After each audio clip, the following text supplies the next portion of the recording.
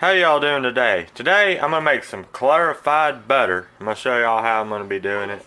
I'm going to be using, this is unsalted butter, and this is the brand that I'm using, and it is real butter. So you got to make sure that you do get real butter, but you can use any brand, and I would use the unsalted for this.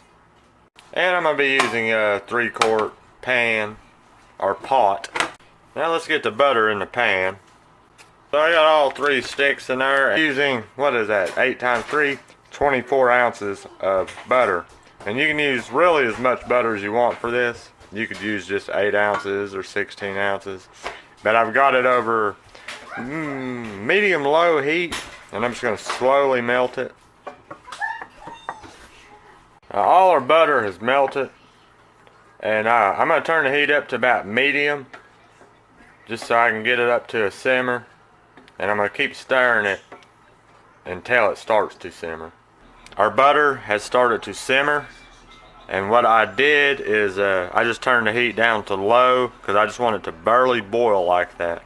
And we don't want to stir to this point, so just let it cook. So it's been simmering like this for about 5 minutes or so, and what we're doing, all the milk solids should fall to the bottom, and then you got this foam stuff right here.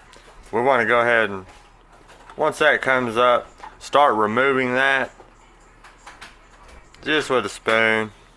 You probably will get just a little bit of the butter, but that's alright. But just try to get mainly the foamy stuff. And I'll get all that out of there, and we'll just let it keep going. It's been about it's been going probably for about a total of 15 minutes, and I've just been skimming this stuff off as it comes up here, and I'm just going to keep skimming this until basically I see pretty much almost no more foam come to the top.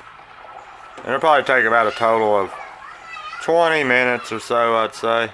So I've skimmed every bit of the foam. There's no more foam coming up, and after I skimmed all the foam, I let it simmer for about another 5 minutes, and no more foam has come up. You can see all the milk solids at the bottom there. So this is done cooking. I've got this 2-cup measuring cup I'm going to use to strain it in, and I've got a strainer. I'm going to sit over top of it like that, and then I'm just going to take a couple paper towels, put right there. You use a coffee filter or whatever, and I'm going to take our clarified butter and I'm going to strain it. I just like to do this because I want to make sure it's strained really, really good. So we're going to pour all that in there. Let it strain through that paper towel.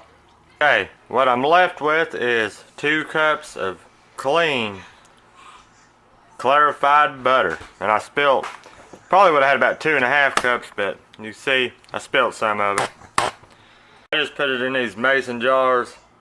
Got this one full mason jar, then I got another mason jar, just got a little bit in it because I spilled half of it. Probably would have had 2 mason jars almost full. And that is the milk solids or whatever left in the bottom of the pan. Also, this foamy stuff, you could save it and you can use it in a lot of different things. You can put it in some mashed taters or just use it for whatever, I reckon. You could also just eat it. So there it is, some nice clean clarified butter. And the main reason that I made this clarified butter is to use cooking on a Blackstone griddle, because you can use it as a higher heat. It won't burn like just regular butter, and it imparts more flavor than, you know, just using oil or whatever. So that's why I made it. Thanks for watching. Please subscribe, and I'll see y'all next time.